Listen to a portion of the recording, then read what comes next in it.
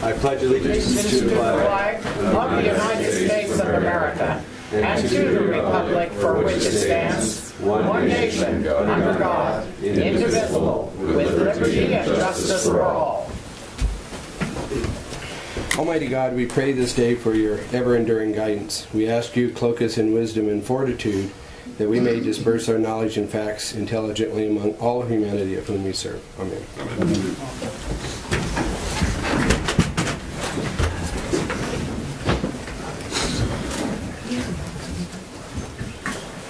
Okay, we didn't have closed session this morning, so there's nothing to report there. So, we'll move on to approval of the agenda, additions and/or deletions. Do we have any changes, Mr. Blacklock? How about any members of the board?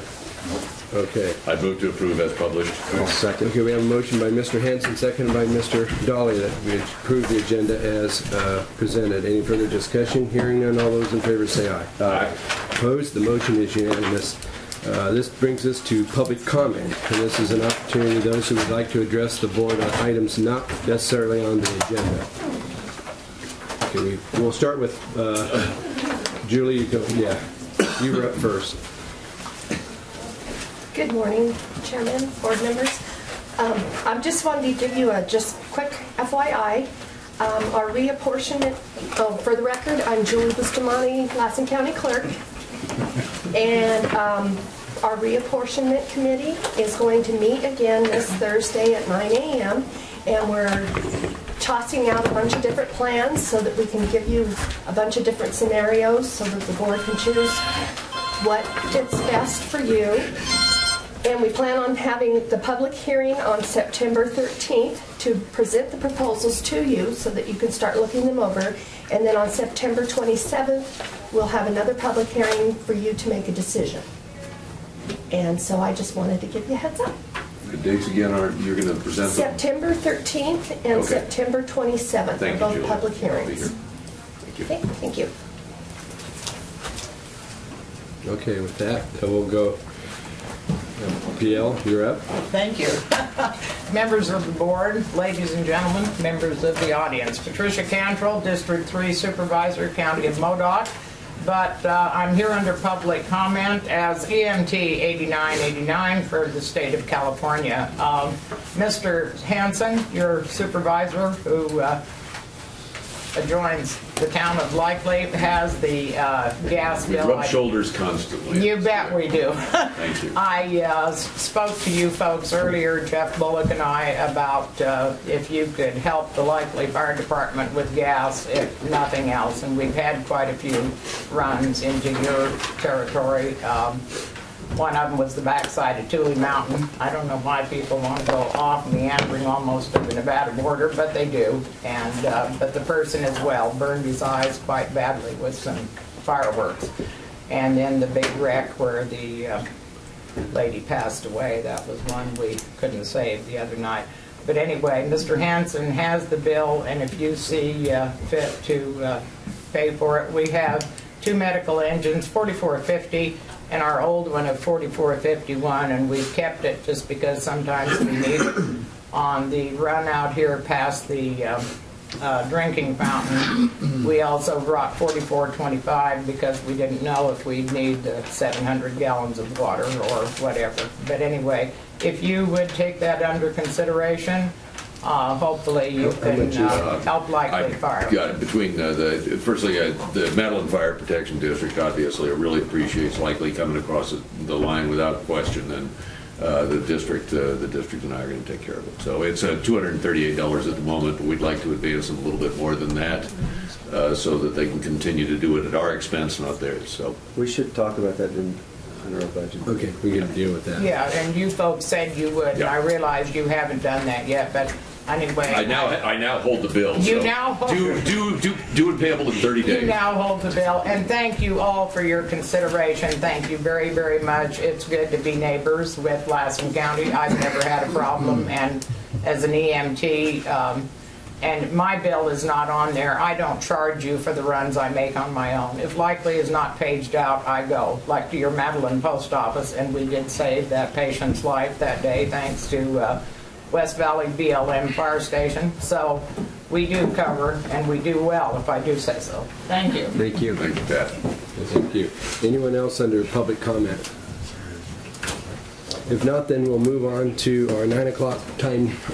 Certainly, we have a public hearing for the budget 2011-2012, so we're going to call that public hearing to order at 9:09, and this is kind of the part of the process moving on. We've had a week-long budget workshops earlier in the month, and we've had an opportunity for that to settle, the numbers to be finalized, and we did have the notice hearing for today. It's been in for the last 10 days or 2 weeks. So with that, we'll start with you. Maybe Mr. Blacklock, you and possibly Julie can make a presentation to bring everybody up to speed as to where it stands, and we'll start taking public input after that. Sure. Thank you, Mr. Chairman. As you know, you just alluded to several days of hearings that you held discussions previously on all aspects of the budget. I was not yet here at that time, and so I'm going to ask Julie Morgan to represent the administrative office in this discussion. I was here. In the board packet, there is a memo to the board, the resolutions that are prepared that are ready, which would set the appropriations limit and adopt the tax rate. There's also, I tried to make a strategies summary of the items that were decided on at the public meetings that we had with the department heads. And then also there's a revised summary with all of the changes that the board had indicated in the back. So at this point, everything that we had discussed and, at the budget committee and also the week of meetings with the department heads has been implemented at this point, and we're ready to take public comment. Public hearing. Okay, and we're referring to these pages in particular. Okay, so I think the board has those available. Do we have any questions from the board as to the staff report? Where we stand? Okay. Mr. Chairman. Yeah, Mr. Wasik. Firstly, I apologize. I was late. I've lost my voice. I had some things I wanted to say, and I was typing them out for Gina to print. And it was taking a bit long for me to get the email. But I do have a few questions. Bear with me. I did speak to Julie about some of these line items, and I'm referring to the some of the one-time sources used to bridge the shortfall in item C1. Is that what? Yeah, that's where we are. Yeah. Certainly, I will have questions at the end. I have comments, but so I appreciate learning. I was as you know, on the Friday afternoon, I was absent as there was 2 kind of half-day sessions during that week. I wasn't available to attend. The one was Monday morning when I was with the Senator Gaines, and then the Friday afternoon I wasn't here, but I did speak to Supervisor Dolly after, because I was really interested how in the course of an afternoon you're going to fill $2 million shortfall in the budget. So this explains it. I just the $932,000 figure that was used to fill that. It was, I mean, those are funds I know we've discussed in the boardroom that may very well be needed to be repaid to the state. And I was, we just wanted to confirm, because we did talk, I thought that's what it was. Criminal Justice Facilities Construction Funds. Yeah, those funds may be recalled from the state, as I recall from our meetings, and I was just wondering what would happen if they are, and how do we propose to come up with that money? I can address that. Julie was looking at me, so I assumed she would be still. Those those funds, currently they've been First, spent. would you explain how they are collected? Right. And so, We have criminal justice facilities construction funds and courthouse construction funds are revenues generated from fees, fines, and forfeitures collected through the courts.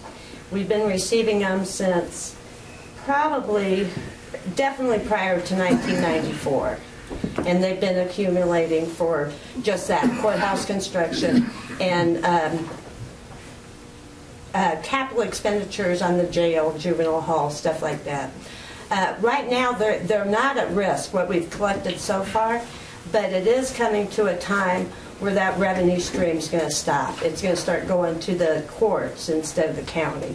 So what we have on account right now is available for expenditure. It's our money. Correct. But what was it? We did have a conversation about there was money there and maybe we needed to use it so it wouldn't be there if they called it back.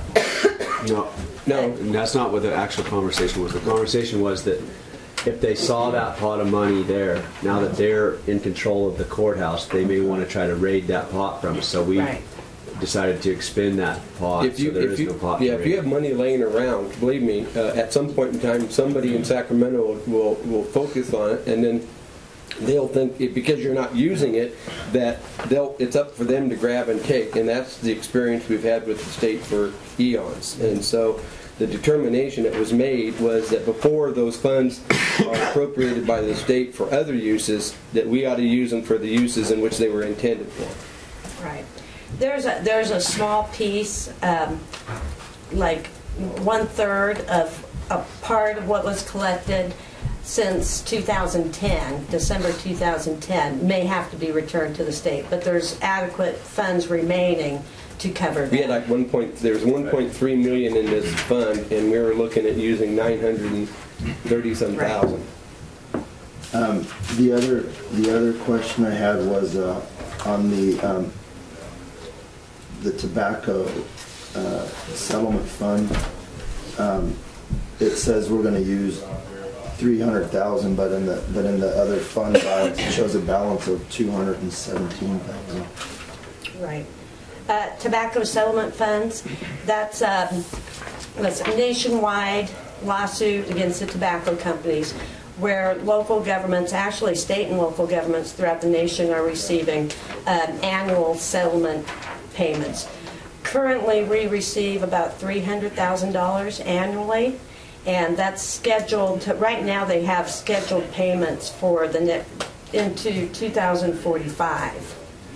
So the amount that's budgeted is the revenue that's anticipated to be received in fiscal year 11. The 218,000 is a carryover balance. Right.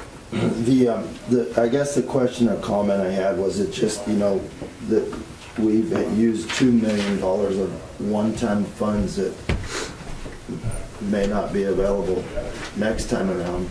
That's correct. For a $17 million budget. That's a very high percentage, and it seems,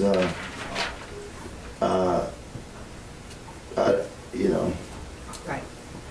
that is, it could be also classified, I mean, it's basically, the budget was at a deficit, and it's deficit spending. I don't know, it's just, I understand the budget has to be passed. I've elaborated a little bit more on the process. I, as a board member, don't feel the system is right, that we do the community justice. We're entrusted with basically spending $17 million of taxpayer money. And as a new board member, seeing how this plays out, basically, you're given thousands of pieces of paper and department head budgets on Monday, and about 20 minutes later, you're supposed to make intelligent decisions on if those expenditures are correct, and it's just it's impossible, and it's a complete disservice, I believe, to the people. But that's all for now. Thanks. I would just add that, well, right now the tobacco settlement is an annual revenue source.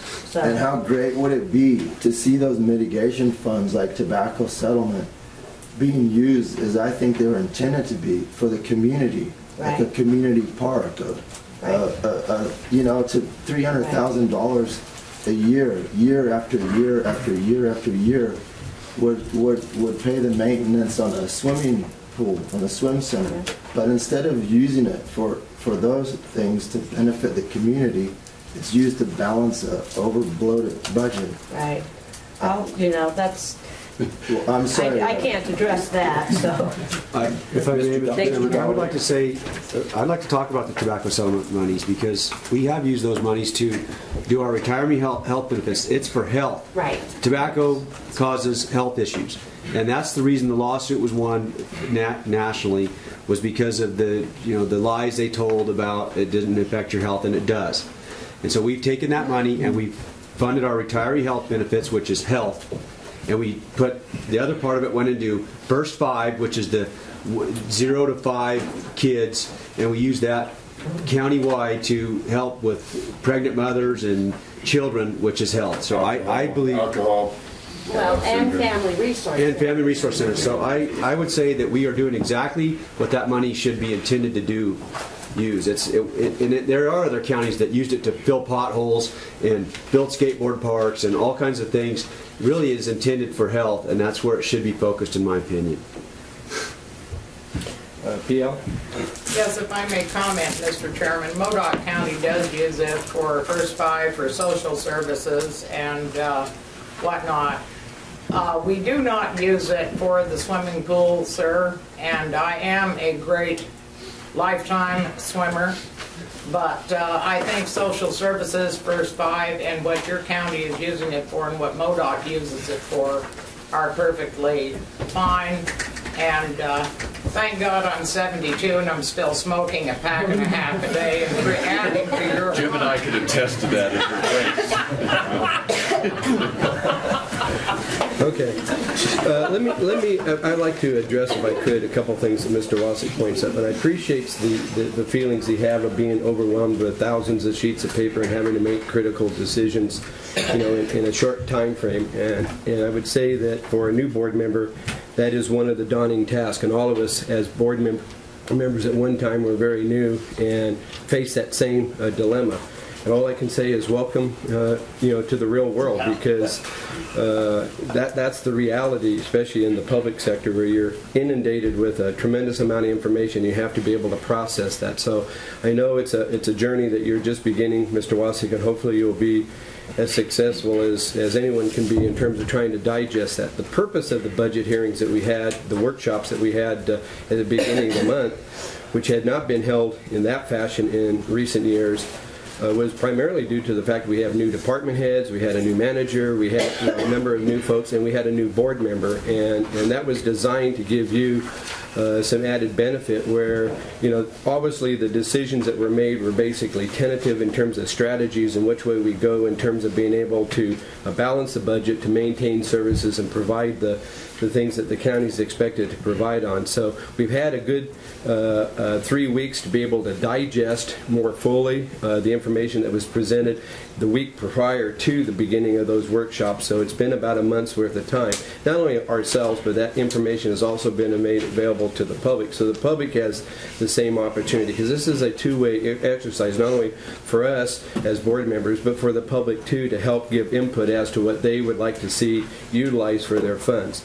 Now, we could probably focus on the $300,000. Let's just use that one to start with and talk about, it being used for other things and maintenance of public park facilities and swimming pools and those kind of things is obviously an eligible kind of use. But I would like to point out that during the course of that workshop and going through the budget of the $17 million, there's roughly about $1 million of that money is utilized or is allocated to meet matching requirements for the health and social service. So out of the general fund itself, we're paying a little over $1 million to match the federal and state dollars that are programmed for social services kind of needs. So we're actually providing. So if nothing else, that $300,000 help offsets the amount of money we're having to pay out towards those kind of services within the program, and they're all designed to basically take care of basic needs of our citizens. So it's not a situation where the money's being diverted and used for something other than what was otherwise intended. And had we not had that $300,000, that would have been $300,000 less available to meet that. And if they were to give us $1 million worth of tobacco settlement funds, that would be great as far as I'm concerned, because that would offset what we're having to pay out for general relief and for the matching dollars for those kind of programs. As far as the $2 million in terms of the one-time sources, and you will find as you study the budgets, is every year we have a certain mix of, it's when you get in trouble when you have no more one-time sources to be able to fund your basic operations.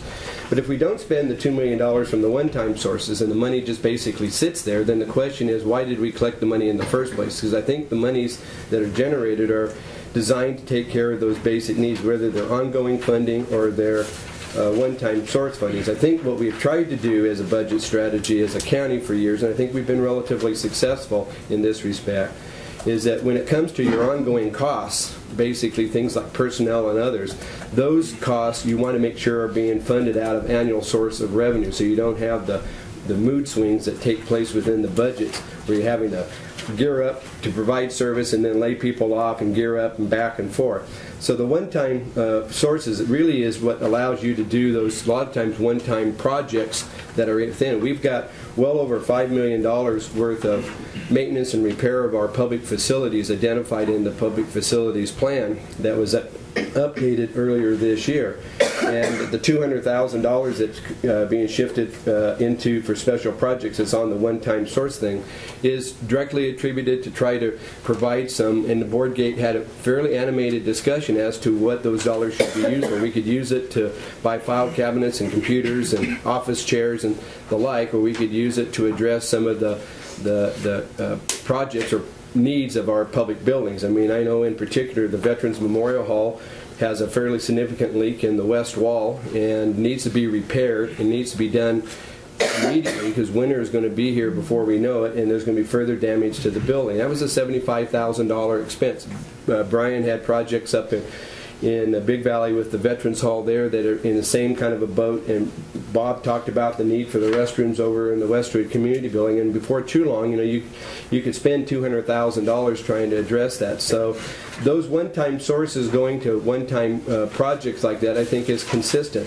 But the reality is, if we aren't going to address that money, if we're not going to spend that money, then my question is, why did we collect it in the first place? So I think it's really not good public policy for us to collect monies, like Karen pointed out, since 1994, letting this fund to build up. And I think we, because of the fact that we have no debt, the fact that we have managed our resources relatively conservatively, our employees everybody stepped to the plate and have contributed to try to make sure that the budget is balanced, and it really allows us to use these one-time funds to basically fund a number of the one-time expenses that we're able to take care of, because a lot of counties in California today don't even have that option. Plumas County is having significant reductions. They're cutting back their 4-day work week. 4-day work weeks. 10% pay cut. Oh yeah, they're just and laying off a fairly large number of their employees because of the fact that they've, and they've got, debt to take care of because they've got buildings that they've built. And maybe we don't have the fanciest buildings in the state, and maybe we don't have a swimming pool that hopefully someday we can see one being built, but it's because we don't have those indebtedness is a part of the reason why we're able to sit here and have a budget in which we still maintain a $3.1 million general reserve. So beyond the $2 million that is being spent, the reality, we've been able to maintain that reserve balance these past many years, is a testament, I think, of the effort to be made. Is the budget totally perfect? No. I have some real question about public policy as it relates to what we're doing in the planning area, in our community development, in the housing and economic development. The housing program, I think we are getting a pretty good understanding upon what's happening there. But on the side of economic development, I think what we, in the past, what was put in the budget was, perceived as being, well, go ahead and just go out there and we'll transfer the money at the end of the year. I think that is all going to have to change, and we're going to have a discussion following the budget discussion this morning, getting an update where we're able to get into it. So I think really, if anything, if I have any heartburn with the budget isn't that the numbers that we have here don't show a good picture, but what we're doing with some of those numbers, I think we need to still have some discussion about. And just because I would probably vote for the budget this year isn't as a blanket endorsement that the policies and the practices in some of the departments are something that I necessarily enjoy and support. And I'm going to be looking for some long-term reforms there as well. But as far as spending these monies, I think they need to be, they're available to us to use. These are appropriate uses for them. It allows us to maintain a certain level of service. In fact, in the budget, we actually increase in the Sheriff's Department. It's the one department that did not incur staffing cuts of any nature, and we're actually adding some positions, and that's in recognition of the needs that we have there. And I think with AB 109 coming down and with the realignment, criminal justice realignment, we're going to be seeing a shift over the next 3 to 4 years that are going to have some profound effects upon this community in terms of public safety. And we need to gear up to be prepared for that. So I think the board, and I appreciate the board's patience and indulgence during that week's workshop of where we were able to, I did feel like Dave in that movie where we were trying to find enough money to fund something in the budget, but I think we were able to accomplish that. And so in that respect, that $2 million of one-time funding allows us to be able to achieve that, and that's something that I think that the board should be proud of. I just want to respond to something you said. Be my guest. You told me, welcome to the real world. I live in the real world. What you should have said is, welcome to the government world. Nowhere in the real world do you make decisions on $17 million of people's money over such a short period of time with limited opportunity to research the expenditures. So as a result, I think some departments are probably overfunded, some underfunded. For instance, I think it's a disgrace at the low wage that Lassen County offers its deputies, and I know we have a hard time filling positions. I'm sure, isn't that correct? I mean, people don't want to come and take positions here because the pay is so low. And those are the type of things that we need to, this system that we're using could be drastically improved on it. And I don't feel it wasn't my place for my first 6 months here to come and try and recreate the wheel. I mean, I purposefully wanted to watch and observe and add some stuff, not try to give some constructive criticism and analysis, and that's what I plan to do going forward, now seeing one budget process. And all I'm saying is that we can improve on the system, and we have a big responsibility. Mitigation funds should be, well, for instance, we had the prison mitigation fund. What was that, $1 million or $2 million? I mean, what do we have to show for it? We know that $500,000 of it was spent down in Hurlong. We have zero to show except for an ongoing negative cash flow, month after month after month. And wouldn't it be nice to have something for the community to say, this is what our mitigation funds have gotten us? And that's what I wanted to comment. I do know about the real world, very much so, and I'm quickly learning about the government world. Well, I think it's a good debate, and I appreciate your viewpoint. And the point I would make, Mr. Walsick, and I think when you look at it, is some people have a tendency to look at the, let's say, the government world, the public sector, public and private. It's been the age-old debate that goes back to even before the founding fathers founded this country. And I can tell you, you can bring principles from the private sector and try to apply them in the public sector, and they're with limited ability for success, but they're two different animals in terms of the way that they function and operate. And you're going to find, if you feel that the government world is going to be the same as the private sector world, that will never happen. Unfortunately, the rules that are in place, the two aren't even on the same, they're like parallel universes. And so I think if you're going to be in the government world and you're going to make a difference in the government world, I think tuning into those differences would be a big help. And the budget process isn't just once a year, and it just isn't one public hearing and one debate that we're having today. This is 24/7, 365 days a year. It's the most important document that we work with as a board, because it's how we shape and influence the functioning of government and how we are able to fund it. It's where we put our money where our mouth is, the things that really are important to us. And it's kind of a unique position that you take in terms of champion better public employment pay. And I agree. In my way, if I had the wherewithal to be able to do it, is I would put a lot more focus on executive compensation towards our line workers, the people who are out there on the street, such as our deputies. But that's true with our department employees throughout county government. We've got over 400 employees that work for the county. But there seems to be a lot of emphasis put on executive pay, and the fact that the managers at the top seem to walk away with the big salaries and the perks and the benefits, and that seems to be where a lot of, and I think that in California, particularly what happened down in the city of Bell, really rang the bell when it came to the public's consciousness and awareness to that. And I think at a time that you can argue that maybe our employees, our deputies, should be paid more in comparison to what deputies are paid otherwheres in the state. And that maybe is a valid argument. But there are people out there who are making maybe living on probably half what our deputies are making, who think that those deputies or those executives or managers in other areas of the state are making way too much more money than that they make. And so, if anything, maybe public employment compensation is too much, especially the benefits and so forth, the benefit and retirement packages compared to the private sector. So I think this board has taken the position, has always had the position of trying to respect that balance between what our citizens as a general income make versus what we are able to pay our employees. And even though we're not the county of Marin, even though we're not the county of Los Angeles or the city of Bell, maybe we're not even San Francisco or Sacramento in terms of what we're able to afford our managers as well as our line workers, we have to do with what we can. And if you want to talk about increasing everybody's pay, you're going to need a lot more than $2 million of one-time only funds to be able to do it. And I think we're just fortunate to be able to do what we can. And so hopefully that's the debate we can have, and I appreciate the fact that we have board members who are willing to engage in that discussion. I'd like to Dahl. comment.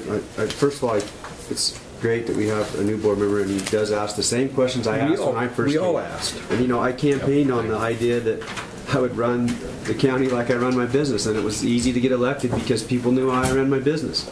But the bottom line is, as Jim states, government doesn't work like counties or like private business.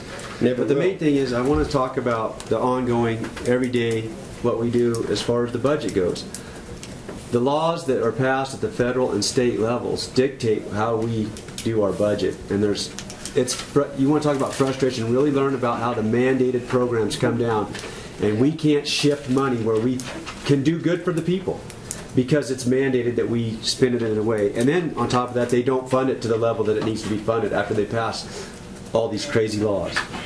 And so, I encourage everybody to work with their national and state level legislators, because they're the ones that really dictate the laws that come down to where they get implemented right here in the county. And that, to me, is as much as the budget is trying to head off these bad legislation or try to get legislation passed so we can have some freedom in how we do our budget. So I think those are well-spoken words. I take it to heart, and I think the fact is that the board needs to be engaged at the top and higher levels, because it really implements or it changes how we implement the budget here. And I've taken that task to heart, because I know how much it means to have your voice heard at the higher levels. One thing, and I appreciate Mr. Dolly, I think you raise, you're right on target, and I appreciate your comments. And having worked with you as long as we've worked together, I know that you mean everything that you have just said.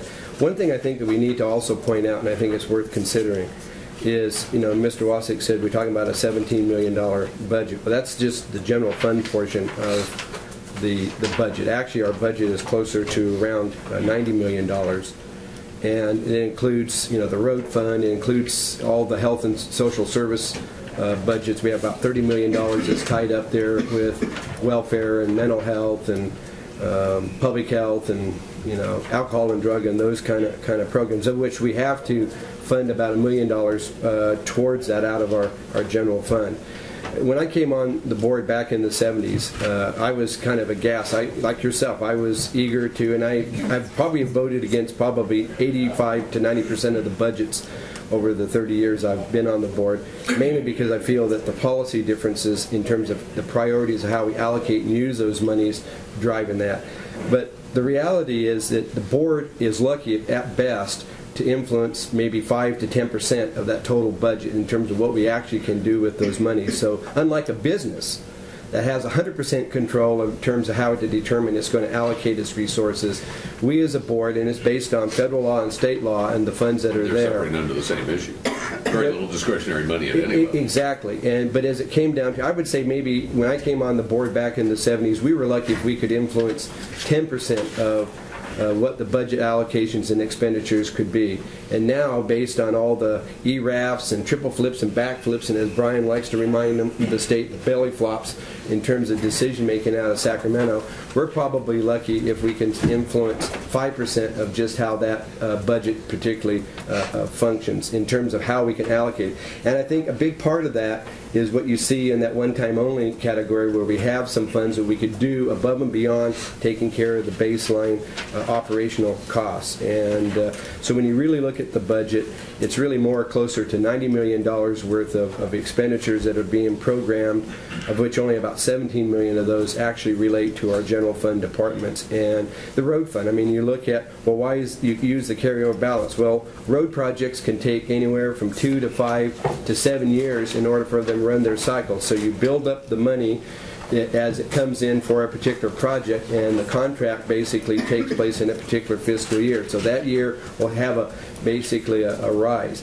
And that's the other thing too, is, you know, it goes back to even to the Bible, where they talk about, you know, you have your good times and your bad times, and the Ruth, the gleaner in the fields that, you know, picked up little bits of straw and so forth, and she gathered it up, you know, during the good years to be able to sustain herself during the lean years. And that, you know, that's true even within the budgets and stuff. So part of those one-time only funds are really is the monies that we were able to accumulate during the good years that we're now, during the tough years, are being called upon to be utilized. And so I think that's also something that's worth focusing on.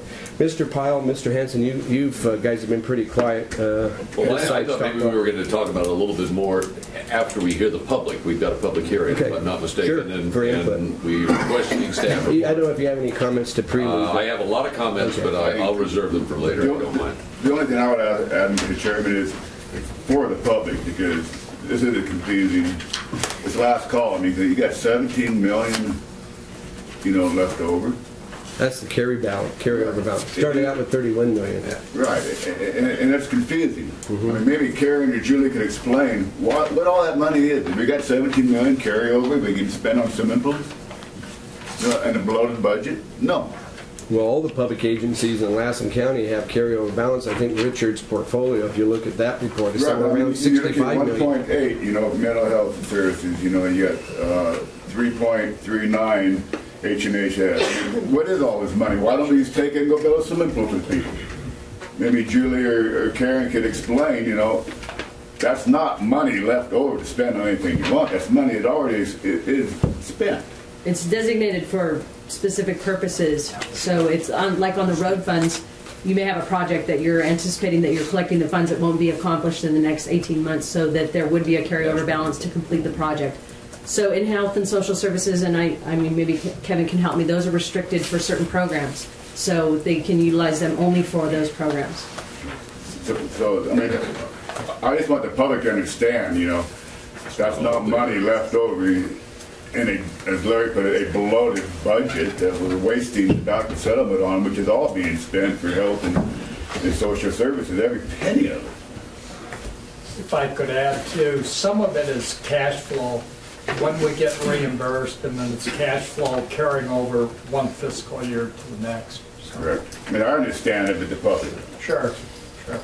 Thank you. Okay. Well, with that, I think what we'll do is we've got a number of folks sitting in the audience that I'm sure would like to give some input. They've kind of got an overview of what the staff has presented. They've kind of heard some of from the board in terms of what the process is. So at this point, I'd like to invite anyone who would like to address the board or give any input as to changes they'd like to see made, supporting what is being proposed, whatever the case may be. So is anyone wishing to speak? Okay, Sheriff. Identify yourself for the record. Only for the record. Dean Grouden, Sheriff Coroner. All right, Mr. Chairman, Board of Supervisors. You know, obviously, this year we've seen many changes in the Sheriff's Office. You know, and most of that deficit really comes back to my office, and most of it is directly tied to the closure of the Community Correctional Facility and the funding that we needed to keep the jail operational. I think it's somewhere around 700 or so thousand just to keep the jail running. I mean, the past 20 years we've been fortunate enough to have that contract. We made a little money the first few years, and then, you know, in the end we were subsidizing it a little bit. But to make a long story short, you know, over those 20 years, we never felt the full cost of operating a county jail. That's one of the most expensive costs that a county incurs. And now with that CCF contract gone, I mean, we're feeling the full brunt of the jail. And that's where most of that deficit in my office came from. You know, Mr. Daly talked about lobbying at the state. You know, the state sheriffs and all the individual sheriffs lobby hard down there, and we made some good headway with a number of things. One, you know, the bailiff and the court security. We made some significant headway there this year. And in the end, all those state monies that have been funding us for the last number of years for special programs and the rural sheriff's money, all that stuff came through. So the deficit on top of that was primarily tied to the jail.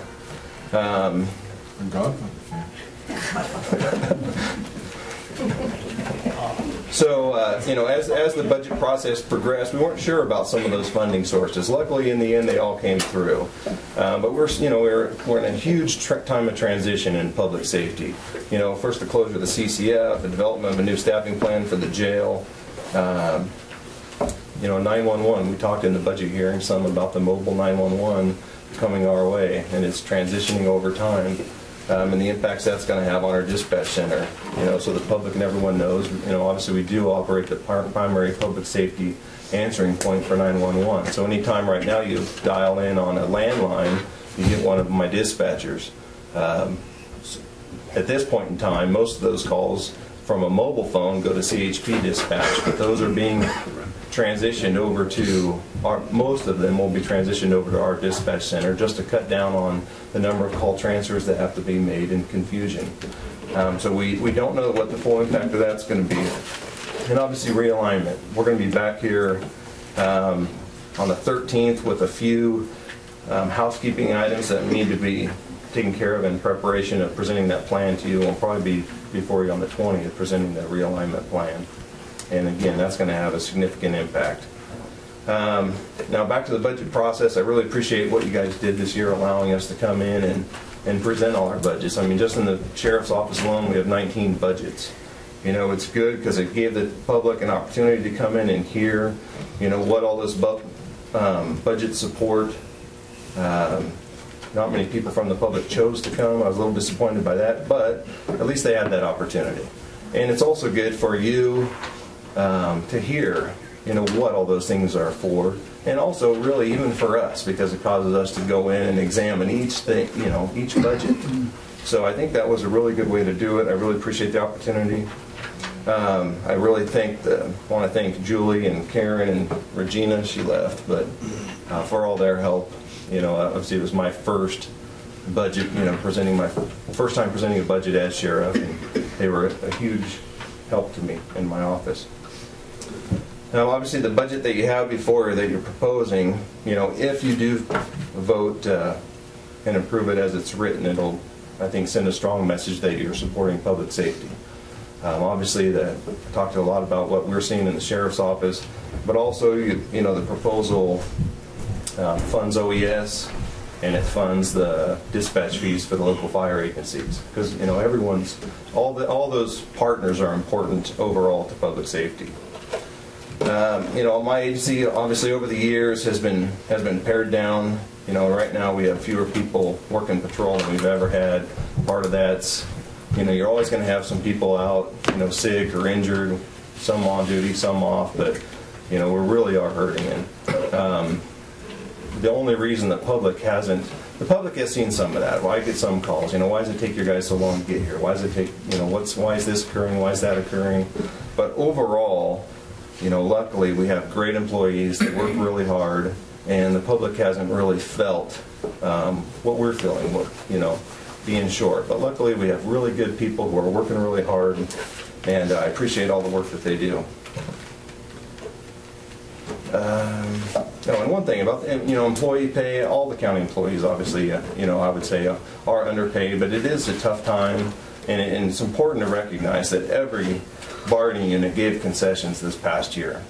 So I think all the employees demonstrated that they want to be part of the solution and not part of the problem. And they understand that they're underpaid too, but they also understand that the services that every agency provides to our people are very important. So they're willing, my people alone, they stepped up, took concessions, and it hasn't affected their work, hasn't affected any county employees' work. They've all. It's important just to make sure that they get that recognition for taking those steps to help out the county overall. So, any questions? You did a very good job summarizing it. All right. Well, I thank you guys for your insight, devotion to public safety.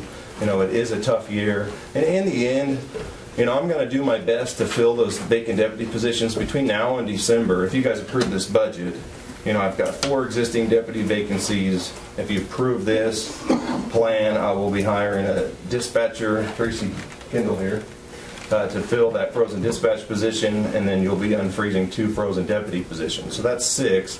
I've got another deputy going to Marin County within a week or 2, and I got another one that'll be retiring around November. So that's 8 deputies I'm going to have to try to hire in the near future. But it's a long process. We're going to work hard to hire good people. In the end, we're going to end up being underspent on the patrol side, just because it does take so long to hire those people. At least you have the capacity to do that, and if you are underspent, that money obviously is able to be rolled into financing the next year's budget. So obviously those kind of budget savings, help continue out the ability to maintain, the fiscal support for the department. So believe me, anything that you are able to save ultimately will come back to support you in the future. Mr. Dolly? I wanted to say, Dean, I've been really critical of the sheriff's budget over the past many years, but this year I have to say, and I want John, send it back to John too, because he was there the whole time. It was been very nice this time. I felt we had good communication and good numbers, and also your ability to go down to the state level and lobby. And I hear it from other associations and folks down there that the Lassen County, Sheriff's Department is there and does a great job of representing us. So I appreciate that very much, and it's been a pleasure this time. Thank you. More so than any other time. I think we have a stronger voice, I think, at the Capitol from the Sheriff's Office perspective than we've had in a long time, just because of the, and on realignment, we're trying to stay out ahead of it and be as well educated as we can, and we've had direct impact on some of that legislation already, and we're going to continue to do that between John and I.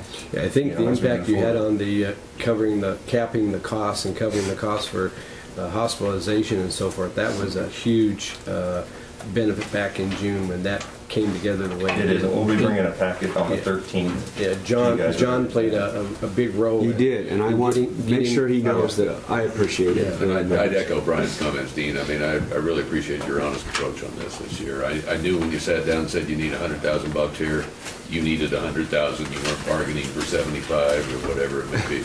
Yeah. And it was a real easy process because there's a lot of trust across the table. All right. Well, thank you. Thank you. Okay. Anyone else? Mr. Egan.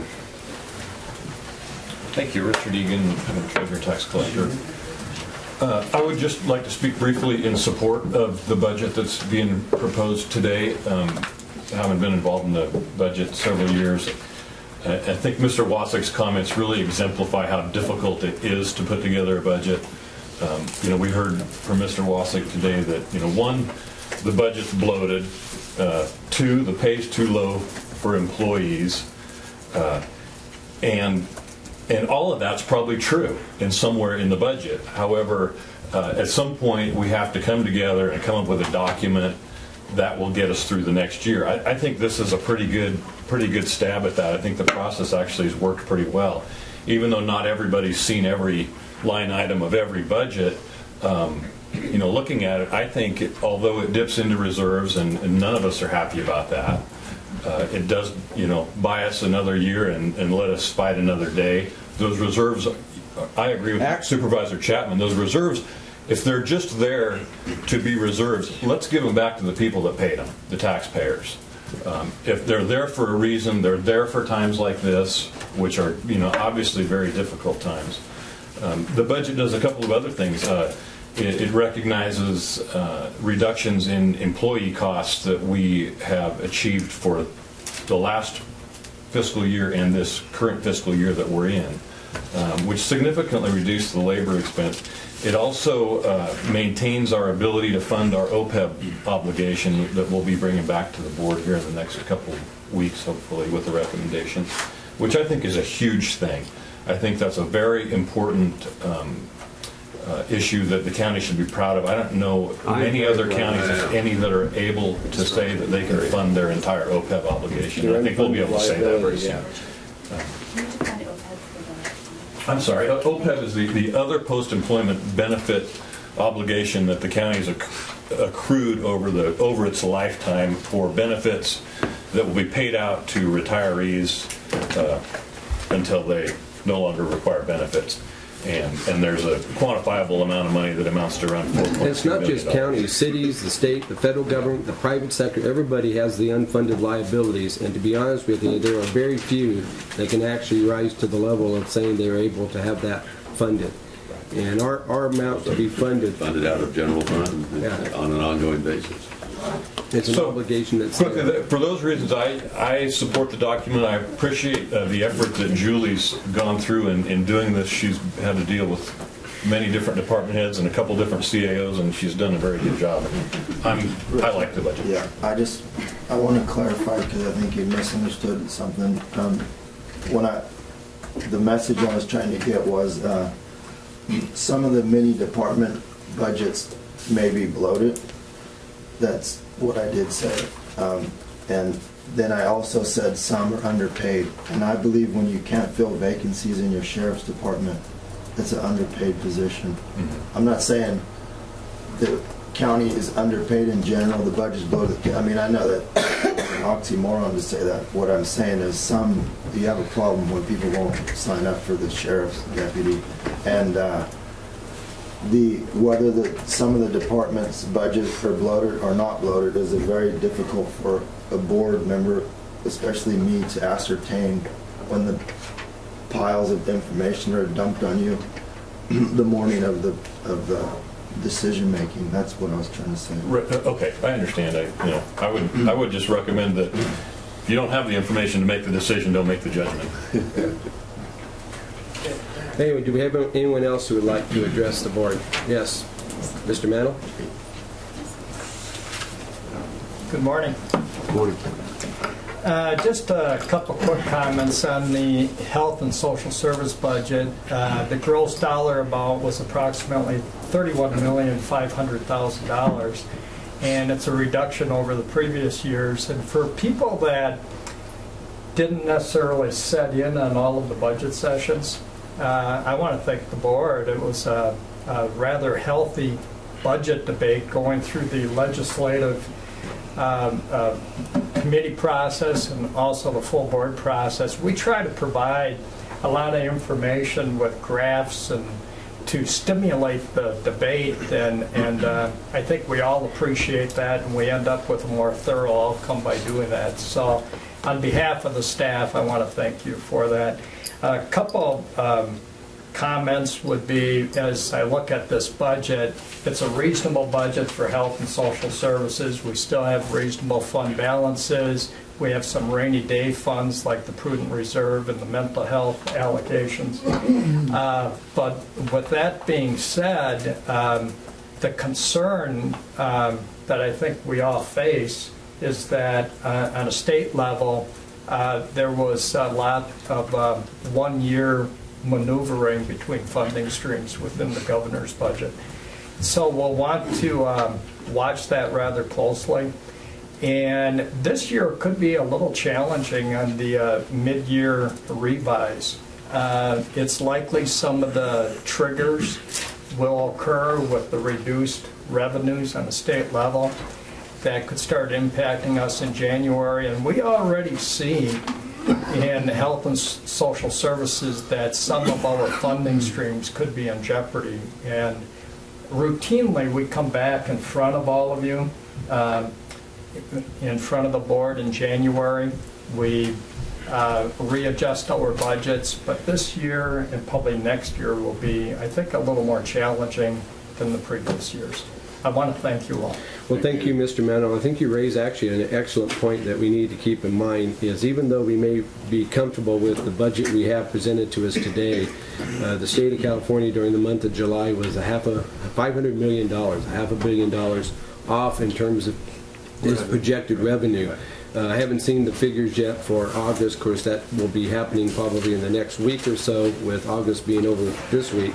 But the projection is that if that trend maintains itself, that once they reach the $2 billion of being off in terms of their revenue, which could happen as early as November or December, that at that point those triggers that you're talking about and a number of the state-funded revenue streams could be severely impacted. So right off the bat, we may have to make some adjustments. But the other things that relates to Health and Human Services too is, and I think it's the general relief budget. We had a fair amount of discussion on Friday. The board convened at 9 o'clock on Monday during that workshop week, and we worked through past 5 o'clock on Friday. So it was a long week, and I do commend the board for sticking to it. It's, you know, it's not easy to sit here and digesting those numbers. It was a tremendous exercise, new and old alike.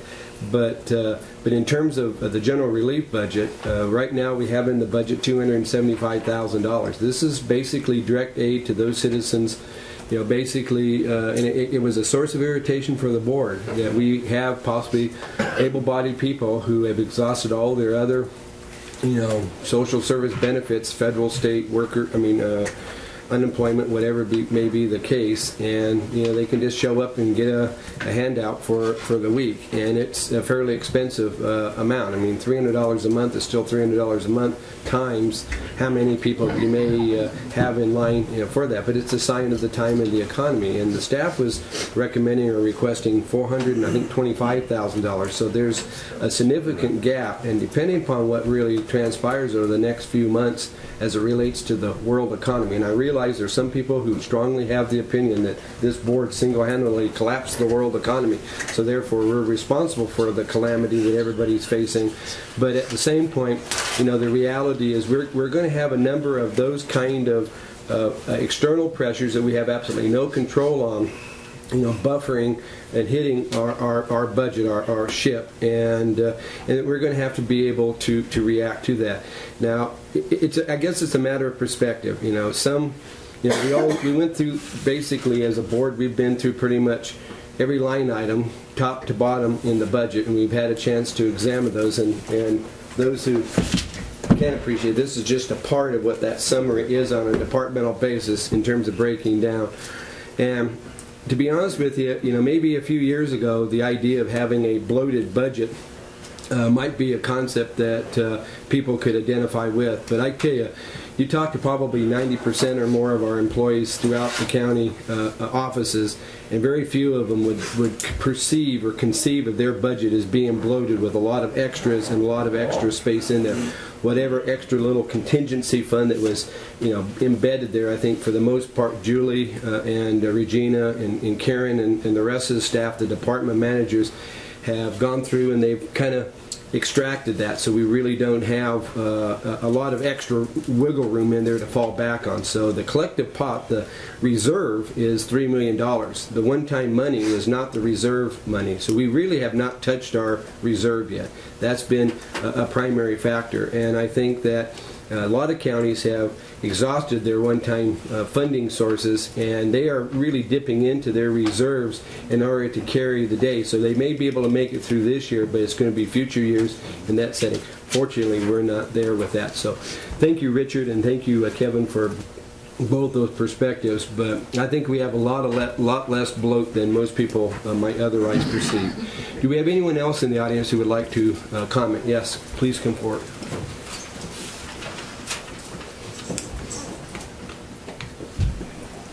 Hello, I'm Desiree Nazif. I'm the director of the Westwood Family Resource Center. And I just wanted to real quickly express my appreciation, and I'll go ahead and talk on behalf of the other directors of the outreach centers and Curlong and Beaver, just to say we appreciate your support this year to fund our centers.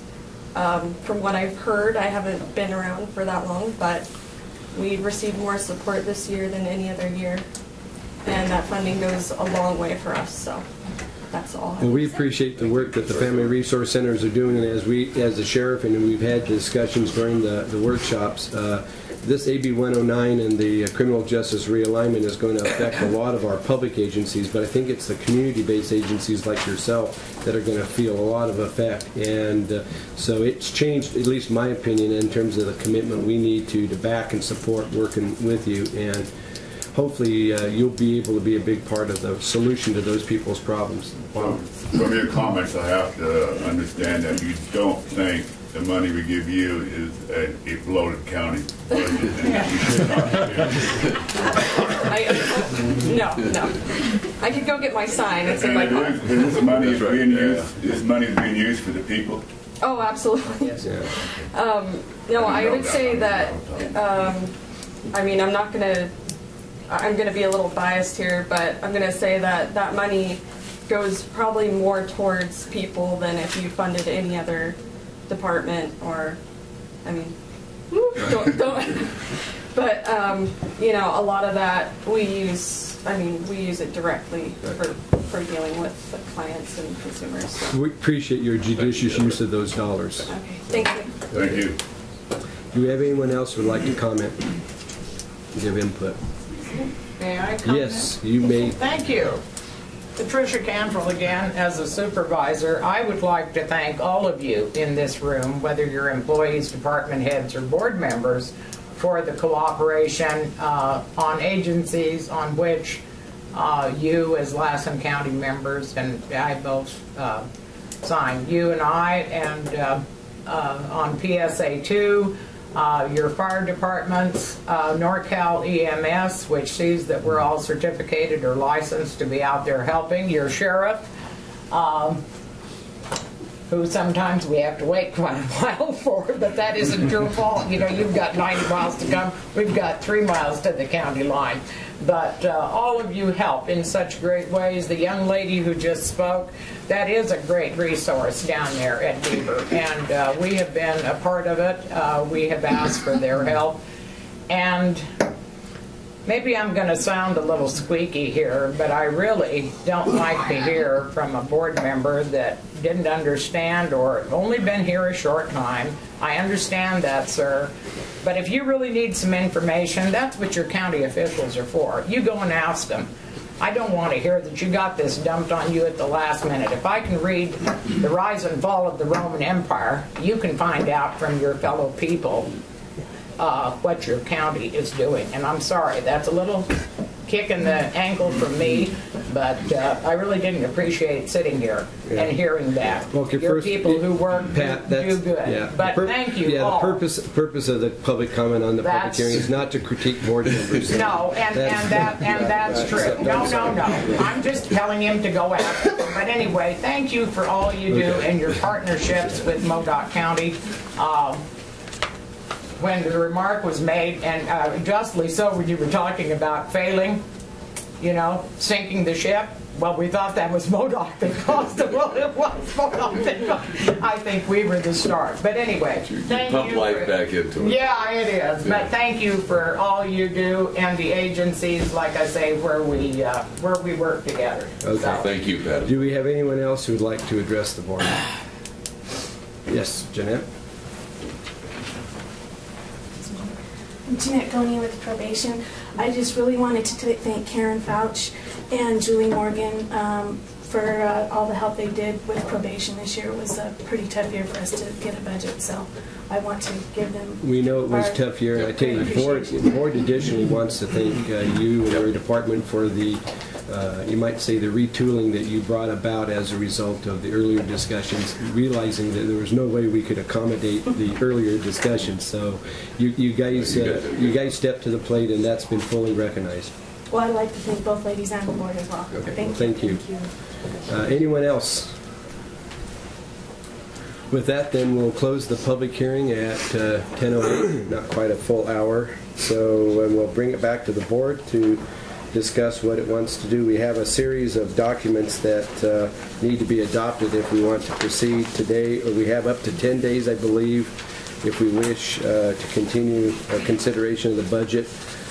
Julie, maybe you could walk us through the steps just to refresh, not so much the board, I'd like to say something about the budget at some point in time before you. I want to get the process defined, and then we'll have the board debate. So would you like to just define what the steps are that we have and the options and angles that we have to consider? Sure. Today we opened the public hearing. Actually, we actually closed the public hearing. Oh, you already closed? Okay. Open and close the public hearing. Then we need to adopt the resolution establishing the appropriations limit and setting the tax rate. If you close the public hearing, it does extend if you needed to, but... And on that, I just want to point out, under Proposition 13, it sets what the maximum rate is. It does not set what a minimum rate is. So you can set a rate less than what that maximum is, and theoretically, you could actually set the rate at 0. Not that anybody's ever done that, but if we, there was a time when the county had so much in reserve, we could have had a 0 rate and had enough to fund the operations for a year or more. So, but that's something that annually has to be done, and so it's a kind of a reaffirmation of what the Prop 13 limits are that have been imposed since 1978. Okay, next, Julie. After that, then we have to decide on what or the strategies here or changes. These are the strategies that, concluding the week of department meetings, that the Board of Supervisors indicated that they were supportive of to help us make a balanced budget. Right. I have some questions. Yeah, some questions on that list. Okay. Is that? Yeah, this is the time to do it. Let's go with Jack first. Okay, and we'll come back to you. So we've had a lot of discussion. I have a couple of observations I'd like to share, and I apologize if I go back a little bit on this. But as I said very early on in the budget process, to me, it was going to be a difficult year. It has continued to be so. The first thing we had to do was figure out the encroachment from public safety, from the DA, from probation, and of course from the Sheriff Department. And this figure is still in question, and so consequently we would look forward, as Jim indicated earlier, was one of the things I was going to say. Just because we pass a budget doesn't mean it's cast in concrete. There will be adjustments. Even in a normal year, there would be adjustments along the way. In a year like this, there might be some substantial adjustments, and they might be early on. I think there are a couple of outstanding issues, if you will. I'll back up real quick. In going through the budget process and trying to set priorities for the community, I think about the 85, 90, 95% of the constituents out there. Most of them have about 3 or 4 things that they want from the county, and that's about it.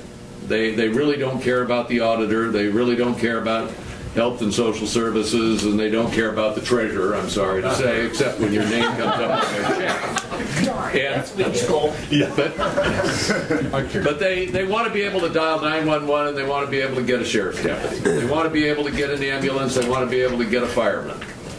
They want to be able to have somebody go up and down their road with a grader if it's not paved, or fill the potholes periodically. And then they may have some concern about a park or something like that they like to use, a public facility. Or animal control is another one that they know. But it's our responsibility up here to, number one, make sure we keep the doors open. And that does mean we address health and social services. Excuse me. It does mean we have to address the auditor, the tax collector, the administration, and I know they can be bad words out there, if you will. But that's all part of keeping the rest of the system running. Don't forget the clerk. I will not forget the clerk. You're absolutely right. Thank you, Richard.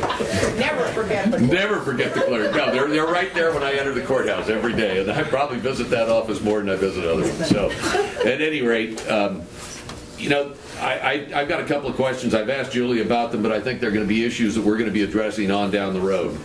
The Ag Commissioner, we just, thanks to Modoc County's partnership in this, we took on their Ag Commissioner as our Ag Commissioner. I think, Julie, you've made the adjustments in the budget, but there may still be some staffing issues down the road. That's a minor one.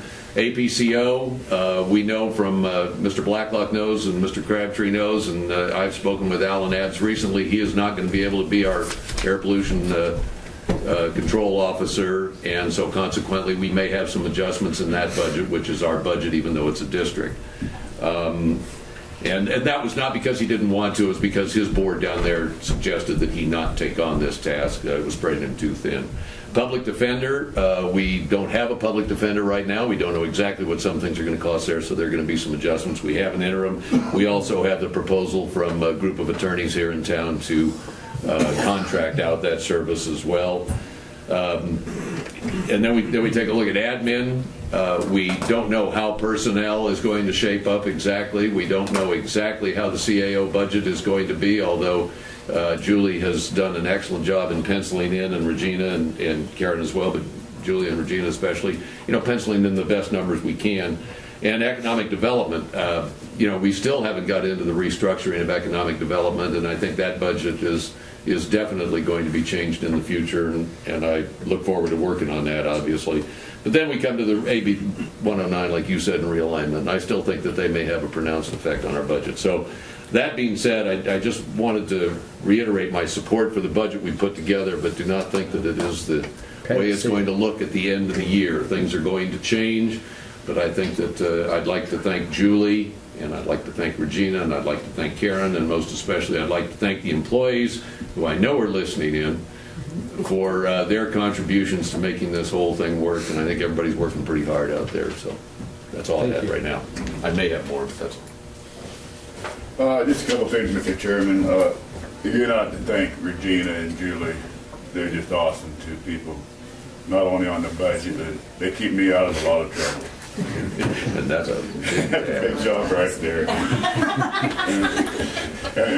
I mean, all the employees. We got a great county family here, and we've all worked together on this budget, and it sure in the heck is not bloated by any means.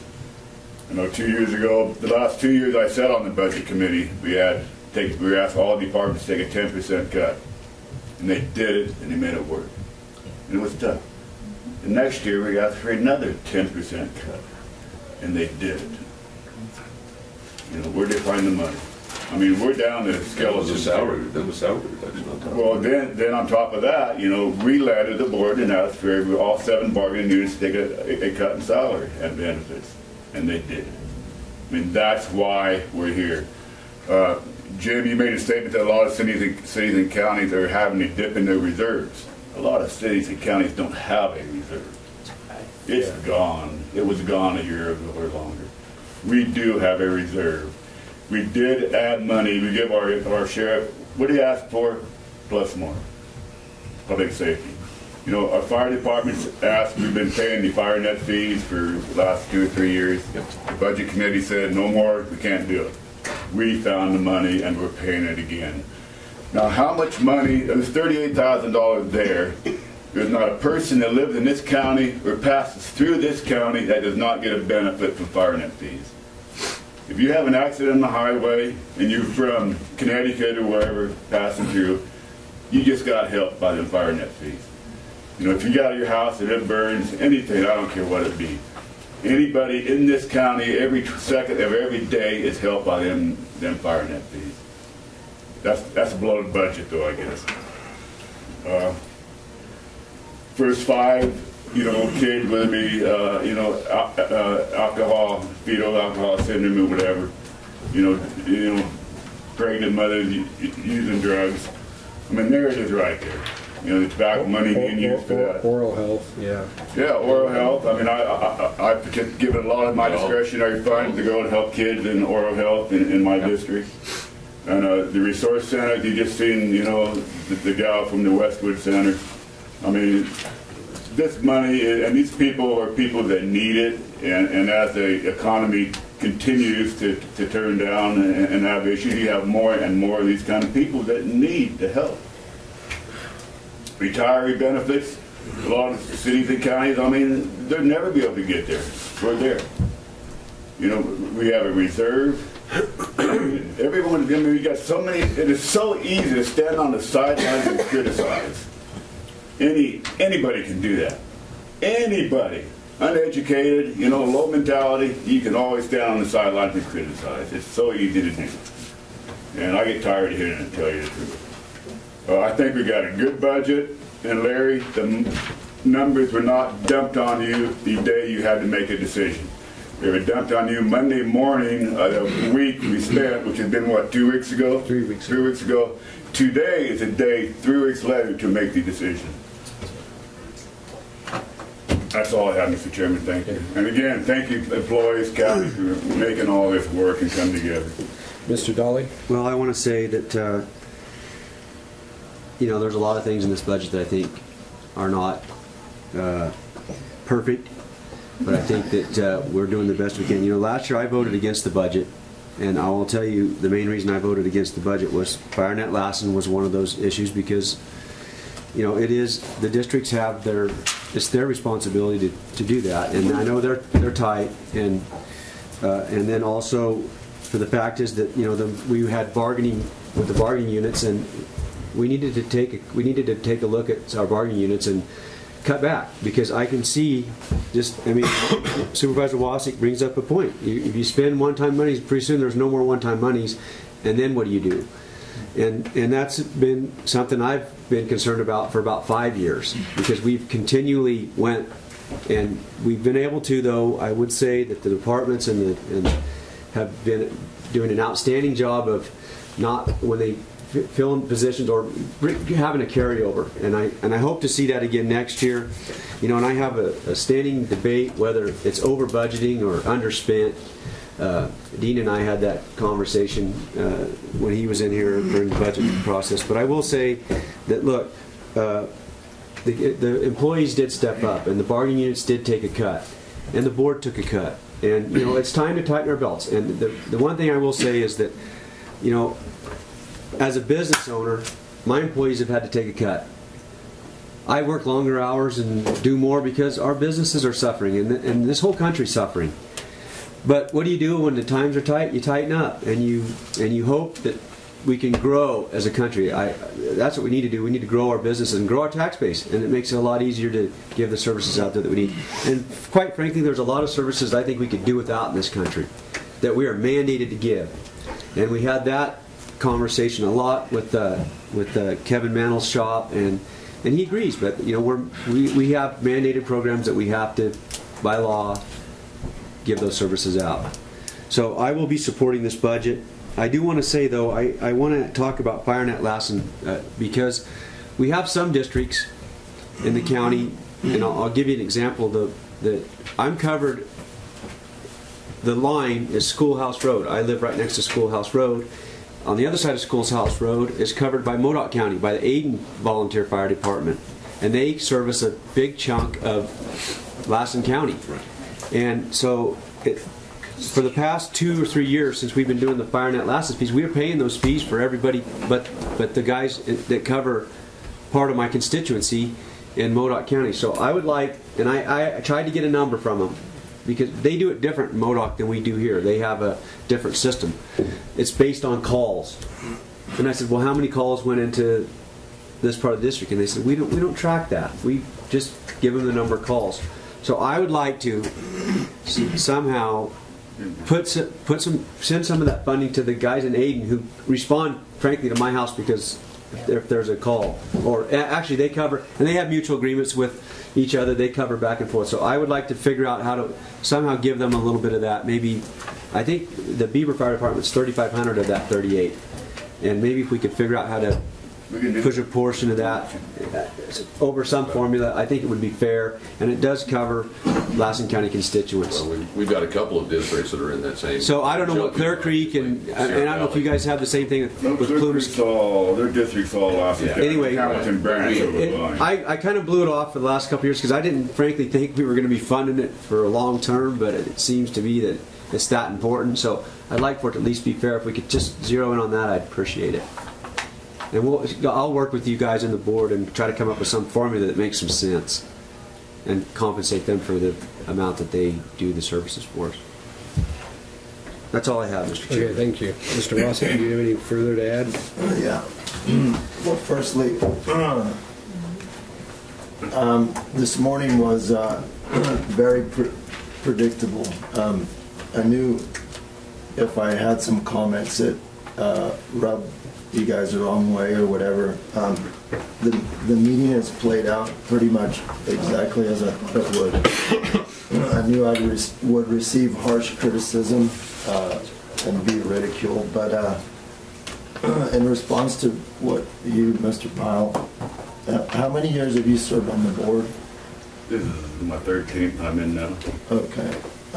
And then, ma'am, you told me to ask questions about things. Yes, I've been sir. here for 6 months. You've been here 13 years. 15 years, sir. Next year will be my 16th. And going through these budget things, I mean, by your own admission, Bob, after 13 years, you didn't understand it. You said, you don't understand this stuff, and we have the tape to go back and prove. You're right, you said it's confusing. You said, okay, well then how? But I'm being blasted because for 6 months, I don't like the process, but after 13 years, you don't understand it. Now, it seems like you needed to be asking more questions. I ask all I can, and I learn more every year. In my first year, I was totally lost, completely lost. Well, I could tell you what, after 6 months of being here, I think I'm pretty darn up to speed. And I would challenge, my learning curve I've achieved in 6 months and put it up against any other board members in their first 6 months. What I'm not going to profess is to be an expert on everything and try to come in here and recreate the wheel in 6 months. And I do ask questions, ma'am. I ask a lot of questions. I asked so many questions of our former CAO trying to get to the bottom of things. He actually got fired. That's how many questions I ask. I ask a lot of questions. One of the questions I asked this morning at about 8:30 to Julie was, Julie, driving in here, I see we've used nearly $1 million of this criminal construction fund to balance the budget. I said, isn't that those funds, aren't they at risk of having to be returned? And she told me yes. Okay, so I was told yes. I asked the question. Then during the meeting, I'm told no. So what's going on? You ask questions of the people. The chairman says one thing. What is your official title, Julie? Assistant to the CAO. The assistant to the CAO that deals with this, to put these numbers together, tells me one thing, that the $1 million might have to be returned, and our chairman of the board, who's been here for nearly a half century, tells me another thing. So I've been here for 6 months, and I think I know as much as any of them. So what does that tell you? I take this job to heart, ma'am. Very good. So, in any case, I have some...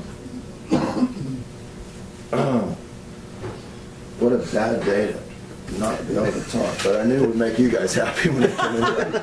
Larry, I don't think I've ridiculed you or blasted you or criticized No, I didn't you say today, that. so, okay, thank you. Can you read that? This is what I have to say about the thing. There you go. Okay, this is what Supervisor Walker has written, and I'll read it without having read it before. Pardon me if I'm getting it wrong here. The method used to achieve what is being labeled as a balanced budget, in my opinion, does not serve our county well. Our general fund budget of approximately $17 million was $2 million over budget, and the shortfall need to be bridged. I respectfully disagree with the methods used to find the $2 million. For instance, we used $932,628 of criminal justice facilities funds as a one-time source to fill some of the shortfall. Another large sum used was the Tobacco Settlement Fund, $300,000. Regarding the $932,628 Criminal Justice Facilities Funds, we have discussed these funds that are likely to be recalled from the state and required to be returned. Windfall money like prison mitigation and tobacco settlement funds, in my opinion, should be used in community projects for the benefit of our community, not to bridge shortfalls in budget. The process of being presented thousands of pages of department head budget material at the beginning of a budget week is not, in my opinion, the most reasonable way to make decisions on $17 million of the taxpayers' money. If an independent firm were brought in and given 1 month to analyze each department with a goal to locate 15% of possible savings, this would be a method that would be responsible to our citizens. I realize the county budget needs to be fulfilled and business conducted. However, I am hopeful that some of my suggestions regarding improvements to the process will be implemented, and next year we will have a budget I can support and mitigation funds being used to provide for our community.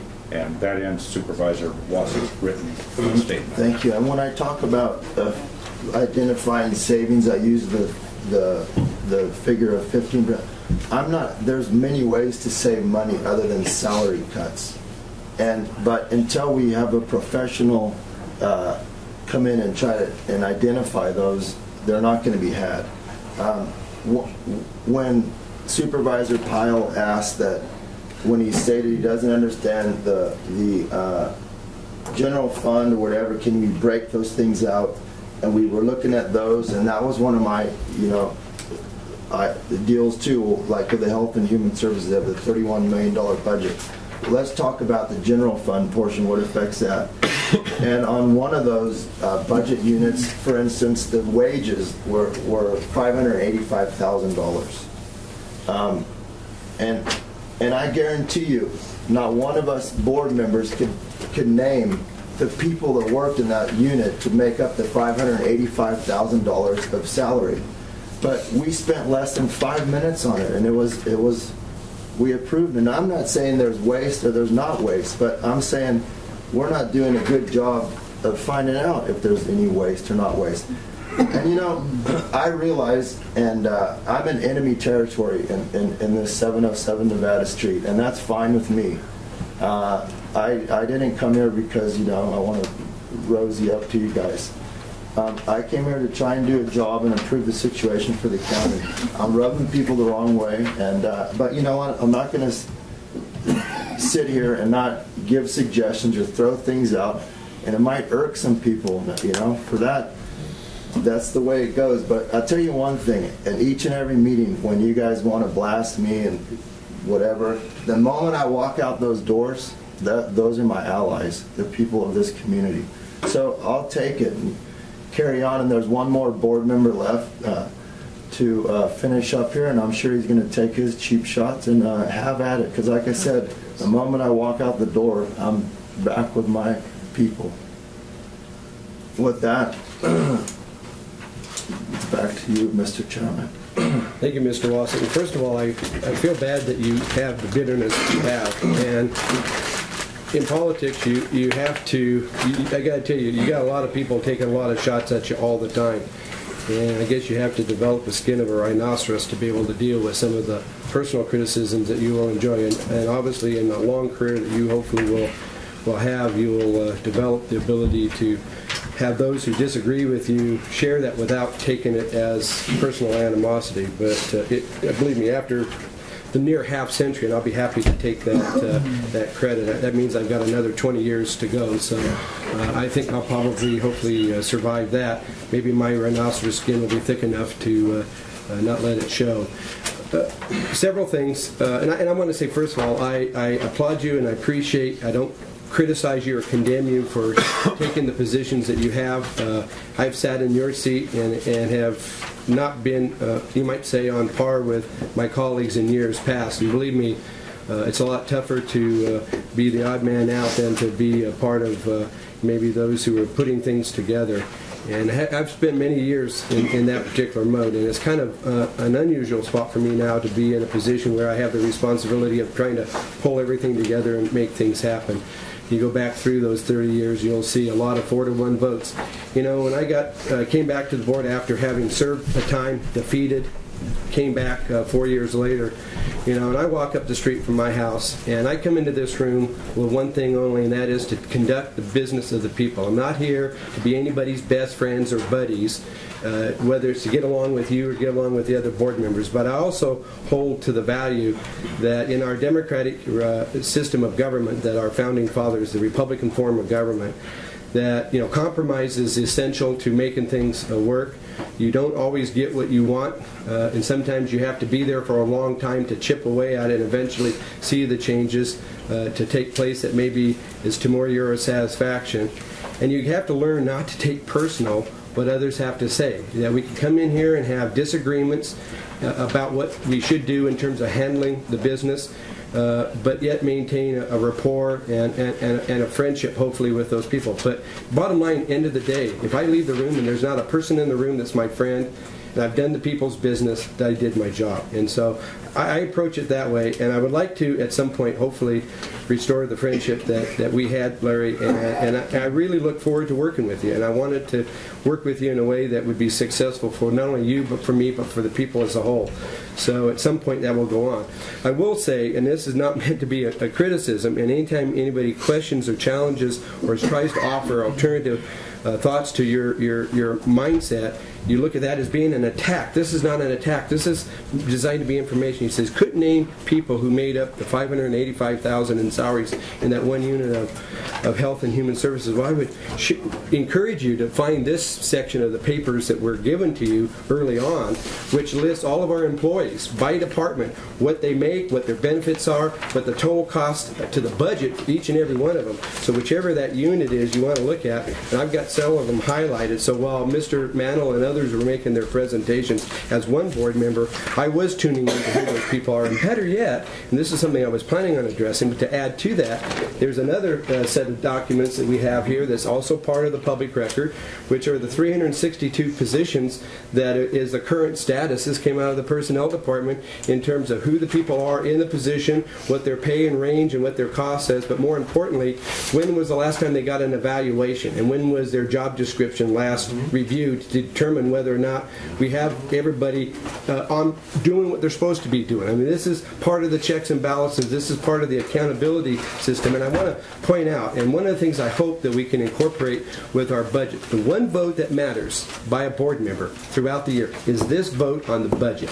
All the other votes we make throughout the year, for the most part, are meaningless, except for this vote right here in terms of putting the money. We can pass all the actions we want to, but those mean nothing unless you have the money to fund them, and that's the vote that we are taking with the budget.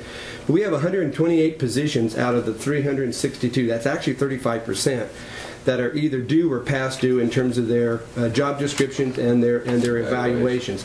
So I know, Mr. Blacklock, you're new. One of the things that we've been talking about, and it's been an issue we've had with county administration in recent months and years, is taking seriously this part of it, because we can be Johnny on the spot. You can bring in all the outside experts to try to come in and look at a 15% of possible savings to analyze each department. The first thing that expert's going to tell you is you need to get this done, because that's where you hold accountable the activities of everybody in the system, including this board. So I seem to be the only board member, and I appreciate the patience of the rest of the board for supporting me in the past.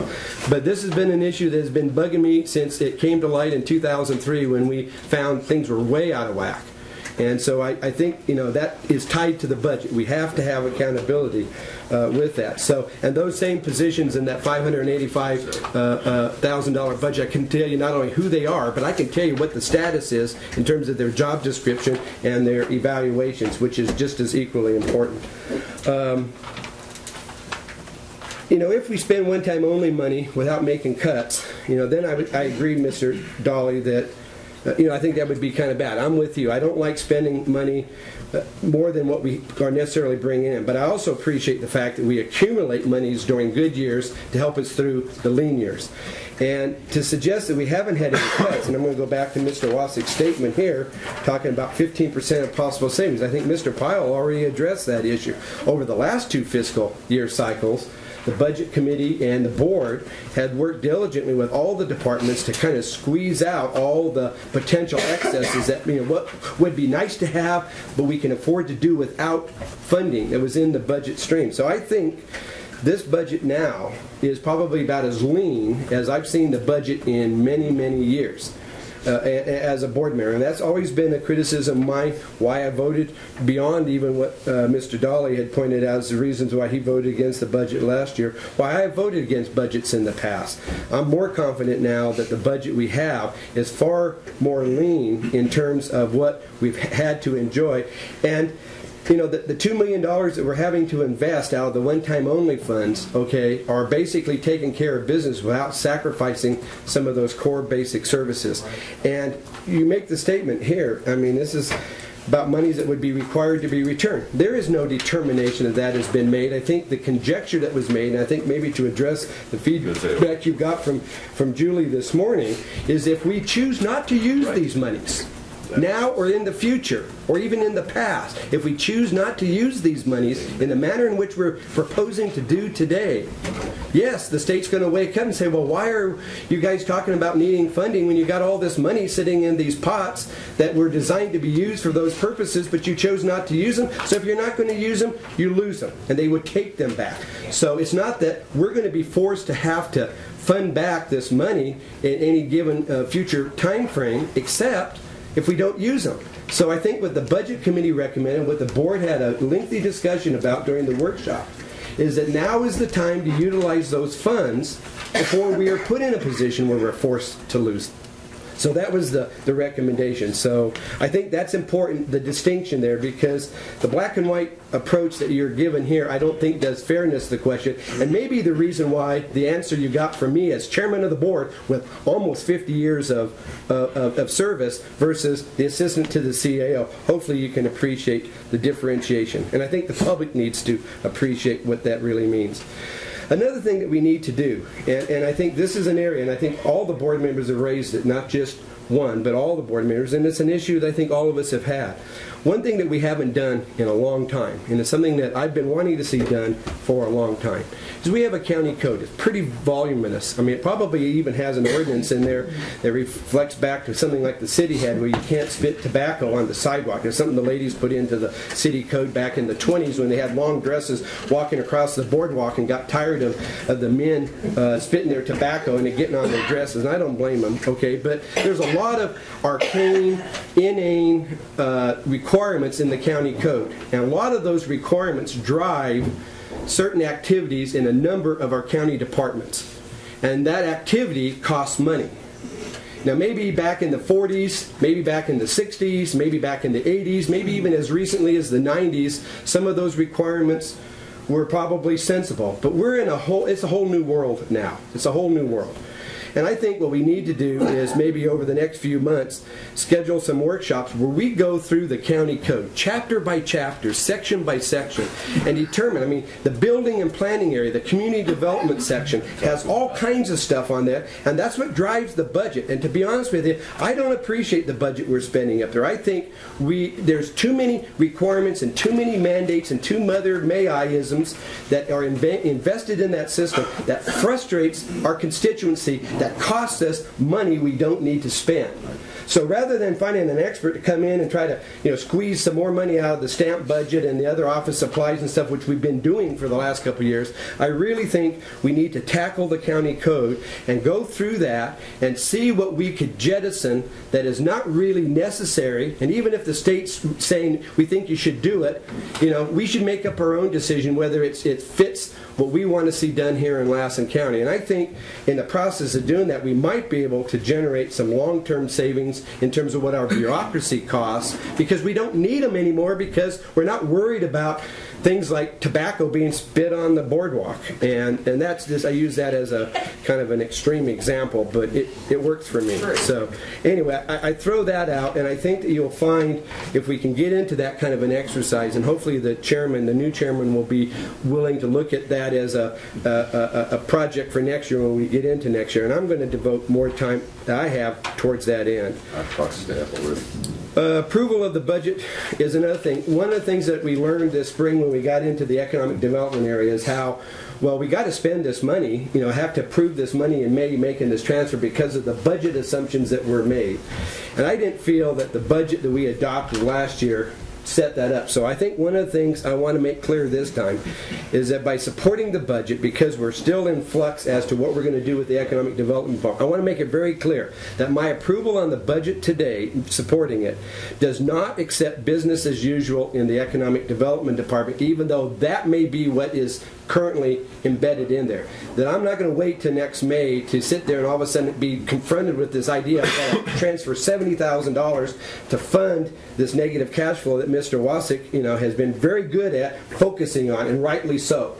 I think that's an issue that I want to see resolved early on, and I want to see some fundamental changes, because I think some of the policies that have driven that whole activity for a good 15 years, and I've got the minutes going back through it, and for the most of the time, I have been a vocal critic of that, and I'm going to continue to be critical of it. And I want to see that something is hopefully resolved. So don't think that just because we vote on the budget today that it's good to go, we're clear sailing, because we're not in that area. I think we have major issues to resolve.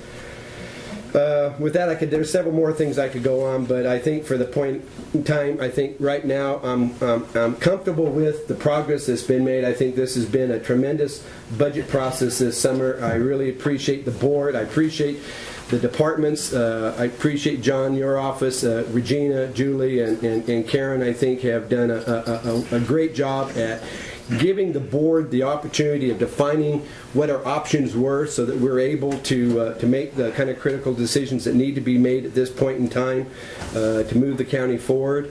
I really appreciate, and I want to just say to the entire county workforce, that they're really are the ones that provide the services to our constituents. They're the ones that are on the front line day in and day out. And they have had to make some sacrifices. But I think it's the collective sacrifices that they have made, working with the board and with county administration, that allows us to be in a position to adopt a budget today that sustains our operation without the serious impacts that are being felt by a lot of public jurisdictions around the state, and particularly here in the area. Modoc County, I appreciate the two supervisors that are here. We're going to be having an agenda item later on that will involve them. They know full well what it has meant to their county. Our neighbors to the south in Plumas County are going through similar pains right now. This county has been through it in the past. In 1992, 93, and 93, 94, this board that I had the pleasure to sit on at that time had to cut because of the fact that we didn't have a reserve, because we didn't have one-time only monies, because Willie Brown and Pete Wilson stole all the money out of the state budget. We had to cut 40% of our general fund workforce in one fell swoop. That was huge. That was huge. And it was something that, I think with Mr. Bixby as our new administrator at the time, the board vowed that we would never have to deal with that again. And I think a lot of the management policies that have been in place that have built up this reserve puts the board in the position we are in today, where we are probably as strong as any county could be. We're going to have our unfunded liabilities met. We have no debt. We may have a bunch of run-down old buildings, and maybe we may not have a lot of fancy things that other communities have, but we're solvent. And I think that's the important message that needs to be communicated to the taxpayers.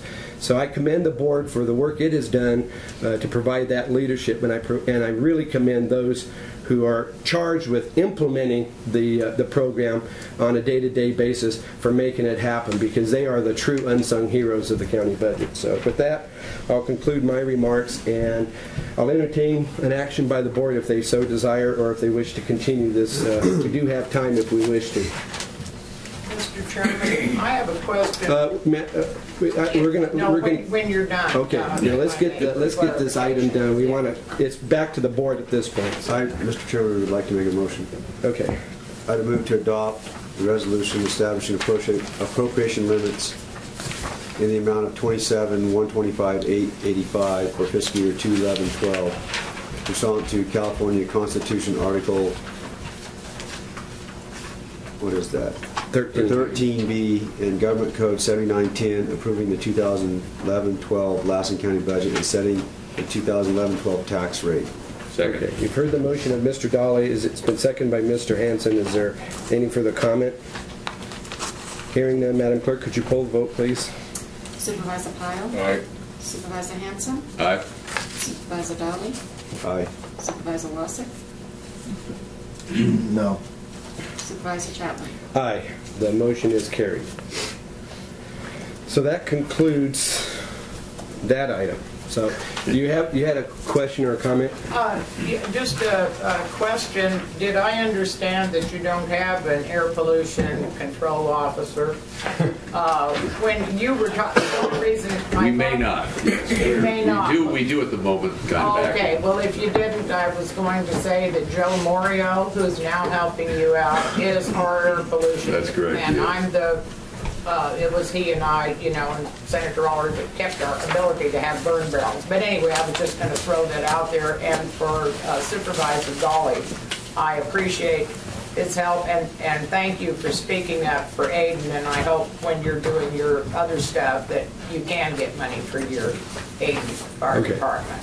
So. Thank you, Supervisor Cantrell. Let's go on to item C2, which is the budget for the Lassen MoDOT Flood Control District, and we will adjourn as a Board of Supervisors and convene as a Board of Supervisors. Maybe what we'll do is just take a 5-minute recess and we'll come back and take this up. And we actually